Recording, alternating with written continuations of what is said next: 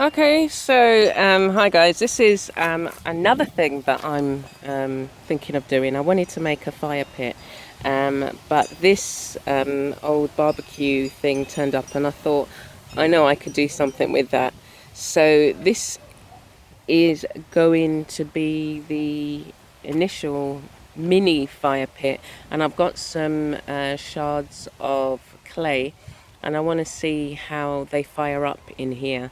I haven't yet glazed anything, and I want to see what it takes to create your own glaze, whether it's from the clay or whatever it is. I know it's a specific combination of things. And I've just been collecting some dry twigs, and it's got a lid so we can contain the flames. And the clay bits are just there.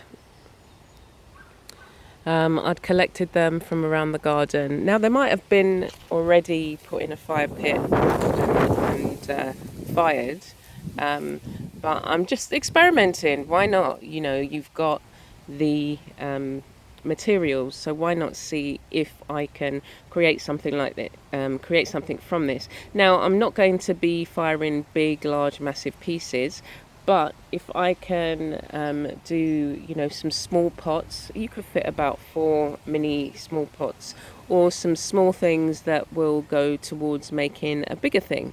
So as I say, I'm going to utilize this for the moment, and then what I'm going to do is find a spot in the garden that I can actually dig a hole and create a fire pit with that. I might do it on the other side behind me,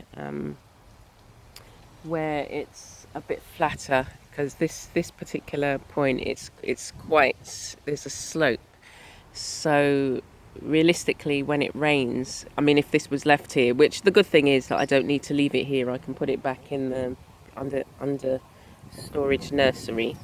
And I've got lots of branches from the mahogany tree and from some of the river tamarind tree that we've got around, and the lead tree, I think one's called the lead tree. Anyway, so that's what I'm going to do. I've got to go and get some matches, get the clay, and then just fire it up and see what happens. So I hope whatever you decide to do, you're spending your time creatively, garden, in your studio, whatever it is, just keep on being a blessing and be blessed yourself. And here it is with the lid. So as I say, the lid, it's got, you can either let the air out or you can close it up. But we would never be utilizing it to do food on it. So it's just like, why throw it away when you can actually do something creative with it. Okay, so I'm going to get on. That's another...